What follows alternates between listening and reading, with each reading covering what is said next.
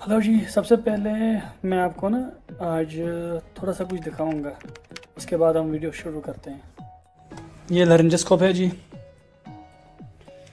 ये HME filter है, ये बैटरी है, ये मास्क है जी, ये एटी ट्यूब शॉर्ट लेंथ की और एक लार्ज लेंथ की, ये रॉयल्स ट्यूब अलग अलग नंबर के हैं, 14 नंबर और 16, ये सेंट्रल लाइन, ये वेंटिलेटर सेट है, ये बैन सर्किट होता है ऐसे, ये बाईपेप मास्क होते हैं एनआईवी, ये फॉलीज होते हैं अलग अलग नंबर के, कैथोराइजेशन के टाइम यूज़ होते हैं 12, 14, 16, ये इन्फ्यूजन पंप, ये डिफैब, ये फ्रिज है जी, इसका बहुत इम्पोर्टेंस होता है, बहुत अहम रोल होता है क्योंकि इसमें कुछ ड्रग्स होते हैं। Portable oxygen cylinder. हेलो जी, कैसे हो आप सब? स्वागत है आप सभी का।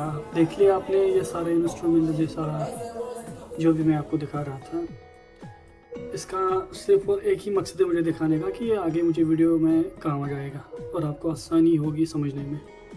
स्वागत करते हैं आज के इस टॉपिक का। आज का जो टॉपिक है इमरजेंसी डिपार्टमेंट, यानी कि इमरजेंसी डिपार्टमेंट एक ऐसा डिपार्टमेंट है जो बहुत क्रिटिकल माना जाता है और बहुत ज़्यादा बिजी होता है और बहुत ज़्यादा इधर ट्रेनड स्टाफ होने चाहिए, डॉक्टर भी, नर्सिंग स्टाफ भी, जीडीए भी।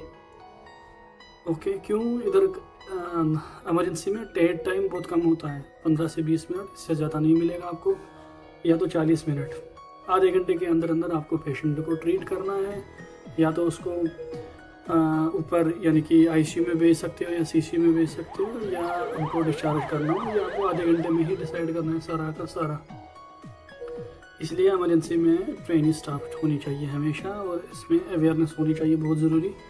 आपको इन सब चीज़ों का पता होना चाहिए कि ये चीज़ किसके लिए ज़रूरी है, कब ज़रूरी है, कब लगानी है, क्या लगानी है। ठीक है, अब जो मैंने कुछ चीज़ें आपको बताई वो मैं स्टार्ट करने से पहले आपको बता दूंगा। ये जो सबसे पहले मैंने आपको लैरिंजोस्कोप दिखा दिया, ये कब यूज़ करते हैं? जब हमको पेशेंट को इंट्यूबेट करना हो। इंट्यूबेट कब करते हैं वो अगली वीडियोस में बताऊंगा आपको कि इंट्यूबेट कब करते हैं पेशेंट को। उसके बाद वहाँ पर पढ़े थे टॉर्च हम ग्लासको कम स्केल है, ये एक अलग टॉपिक है, बहुत बड़ा टॉपिक और अच्छा टॉपिक है, 1000 बार पूछा जाता है, ये बार बार आ जाता है एग्जाम्स में भी, और जब आप कहीं पर इंटरव्यू के लिए जाओगे वहाँ पर भी पूछा जाता है, तो ये वहाँ तब हम यूज़ करते हैं टॉर्च। ओके, और भी इसके यूज़ हैं, पर मेन चीज़ जो है ये तभी यूज़ होता है जो ग्लास को कम स्केल में चेक करने के लिए। तीसरा मैंने आपको दिखाया था एचएमई फिल्टर्स, ये भी हम जब पेशेंट को इंट्यूबेट करते हैं, वो लैरिंजोस्कोप से हम इंट्यूबेट करते हैं, तो ये तब यूज़ होता है। कब, कैसे, क्या यूज़ है, इसको आगे बता दूँगा मैं आपको। ठीक है, इसके बाद मैंने आपको दिखाए थे वो लैरिंजल, वो जो मास्क पड़े थे वहाँ पर। मास्क क्या है? जब भी हम पेशेंट को इंट्यूबेट करते हैं उससे पहले हम उसको थोड़ा सा ऑक्सीजन देना होता है, एनफ ऑक्सीजन, तो ये तब यूज़ होता है with the help of ban circuit. Okay, और एक चीज़ बाद में मैंने आपको एटी ट्यूब दिखाई। जब हमने लैरिंजोस्कोप लिया उससे हम खाली और खाली ये इधर मुंह में वो मुंह नाल वो लगा लेते हैं। उससे क्या होता है कि हम वो जो ट्यूब डालने में आसानी होता है। उसमें एक लाइट होती है लैरिंजोस्कोप में, मैं आपको दिखाऊंगा at the end of the video. वो उस लाइट से हमें पता चलता है कि कहाँ पर हमको जाना है, कौन सा रास्ता है। वहाँ पर 2 रास्ते हैं, फुट पाइप होती है, विंड पाइप होती है, तो वो एग्जैक्ट हमको रास्ता दिखाता है, क्लियर दिखाती है।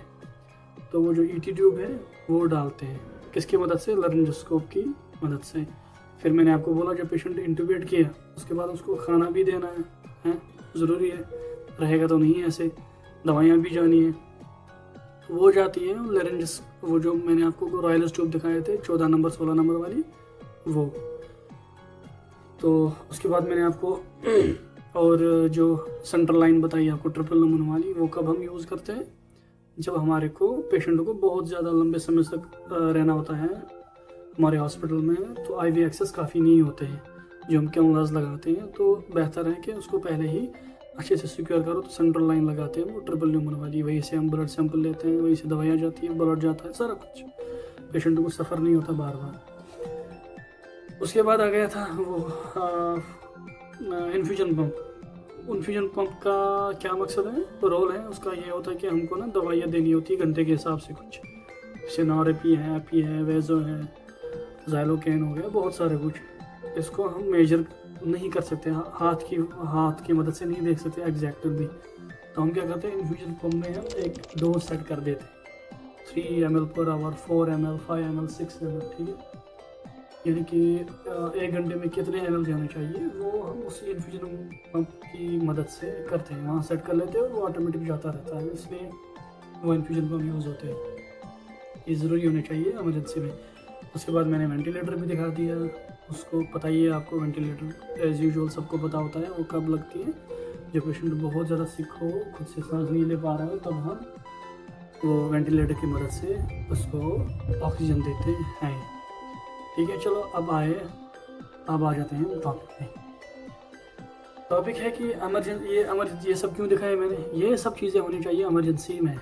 क्रैश कार्ड दिखाया मैंने, क्रैश कार्ड में ये सारी चीज़ें होती हैं जो मैंने आपको दिखा दी, लेंजोस्कोप, मास्क, सेंट्रल लाइन, ये सारा का सारा होता है एक ही ट्रे में। वो जो छोटा सा मैंने आपको रेड उधर पीछे है ना, हाँ, इसमें सारा कुछ आ जाता है। जब भी पेशेंट क्रैश करे, इसी को हम आगे लाते हैं, इसमें सारा कुछ होता है और दे देते हैं। और जो भी वहाँ पर स्टाफ होता है, ही शुड नो और she should know each and everything about the crash card. उसको पता होना चाहिए कि कहाँ पर कौन सी दवाइयाँ रखी है, किस खाने में रखी है, सेंट्रल लाइन कहाँ पड़ी है, लारिंजोस्कोप कहाँ है, बैटरी कहाँ है, कौन सी दवाई किस खाने में है, उसको देखना ना पड़े। वो बस आंख बंद करके भी निकाल लें, तब इतनी ट्रेन होना चाहिए वहाँ पर। इसलिए इन्वेंट्री बहुत ज़रूरी है। अगर आप हॉस्पिटल में काम कर रहे हो, आपको पता होना चाहिए कि कौन सी चीज़ें कहाँ पर रखी है हमने। इन्वेंट्री इसीलिए की जाती है, वो वेस्ट ऑफ टाइम नहीं है। तो जब भी आप इन्वेंट्री करो, be proud on your self that कि आपको ये टाइम मिल रहा है इन्वेंट्री करने का। जब आप धीरे धीरे सीनियर हो जाओगे, फिर इन्वेंट्री नहीं करोगे आप, पर अगर आपने अच्छे से इन्वेंट्री की होगी, आपको हर चीज़ का पता होगा। फिर इन्वेंट्री हर हॉस्पिटल में ज़रूरी है, हर डिपार्टमेंट में ज़रूरी है, चाहे ICU हो, इमरजेंसी हो, CCU हो, ward. You should know each and everything about where the things are, ताकि हम आपको क्रैश कार्ड के टाइम, क्रैश जब पेशेंट हो तब दौड़ दाड़ ना करना पड़े, ठीक है। ये है इसका मकसद क्रैश कार्ड। इसके बाद आते हैं हमारे portable BiPAP, oxygen cylinder. Portable BiPAP क्यों होते हैं हमारे इमरजेंसी में, क्योंकि पेशेंट को हम उधर नहीं रखते, पहले ही बताया मैंने। इमरजेंसी एक ऐसा वार्ड है जो बहुत सीरियस होता है, बट आधे से 40 मिनट में हमको पेशेंट को शिफ्ट करना होता है, CCU में, ICU में, जहाँ पर भी शिफ्ट करना हो। तो इसलिए हमारे पास पोर्टेबल बाईपैप होते हैं जो एक जगह से दूसरी जगह हम ले सकते हैं। और पोर्टेबल सिलेंडर, ऑक्सीजन सिलेंडर भी इसीलिए होते हैं, जब हम पेशेंट को ट्रांसपोर्ट करते हैं, ड्यूरिंग ट्रांसपोर्टेशन उसको इनफ ऑक्सीजन मिले, इसके लिए हमको वो सिलेंडर ले लेते हैं, रख लेते हैं, ठीक है। हो गया इन सब का काम, आपको लग गया पता ये सारी क्यों चीज़ें होती हैं। और कलर कोडिंग होती है, हर बेड के ऊपर ना अलग अलग कोड होगा, रेड होगा, येलो होगा, ग्रीन होगा, ऑरेंज होगा। तो ये कलर कोडिंग मैंने पिछले वीडियो में बताई है, आप जा सकते हो, देख सकते हो आराम से, ताकि आपको ये वीडियो क्लियरली समझ आए। इसके बाद आ गए बेड के अलग अलग मैंने जो बता दिया आपको, ठीक है। जिसको समझ नहीं आएगा ये, वो पिछला जो वीडियो बनाया मैंने ट्राइएज का, वो जाओ वहाँ पर। आइसोलेशन बहुत ज़रूरी होती है। आइसोलेशन क्यों होती है इमरजेंसी में, ताकि हमको जब भी कोई पेशेंट ब्रॉड डेड आता है कभी, या पेशेंट एक्सपायर कर गया, उसको हम वहाँ पर नहीं रखते, आइसोलेशन रूम में रखते हैं। वहाँ पर हमको बाकी जितने भी फॉर्मेलिटीज़ करनी होती हैं वो कर लेते हैं। हाँ, हमारे पास कोई वायरल पेशेंट आए, HIV हो, हेपेटाइटिस हो, तो उनको हम आइसोलेट ही रूम में ही रखते हैं, ताकि बाकी पेशेंट बच जाए क्रॉस इन्फेक्शन से। तो जो बाकी बेड्स होते हैं वो नॉर्मल होते हैं और उनको आइसोलेशन की ज़रूरत नहीं होती है। पर हाँ, पर्दे किए होते हैं हमने हर एक बेड को, ताकि जब भी हम ECG कर रहे हो या कोई और प्रोसीजर कर रहे हो, दूसरा पेशेंट ना देखे। Privacy is much more important हर जगह पे, चाहे आप वार्ड में हो, ICU में हो, CCU में, इमरजेंसी में हो, हर जगह प्राइवेसी बहुत ज़रूरी होती है।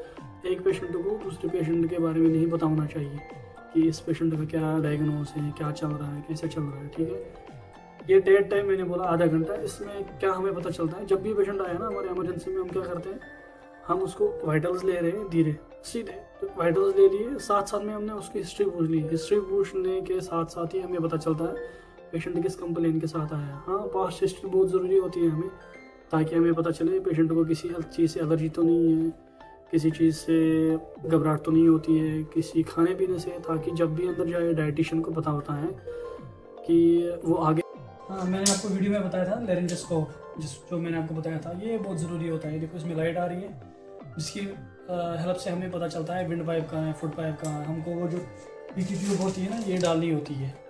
ये इसको हमें पता, ये इसकी मदद से हम ये डाल सकते हैं।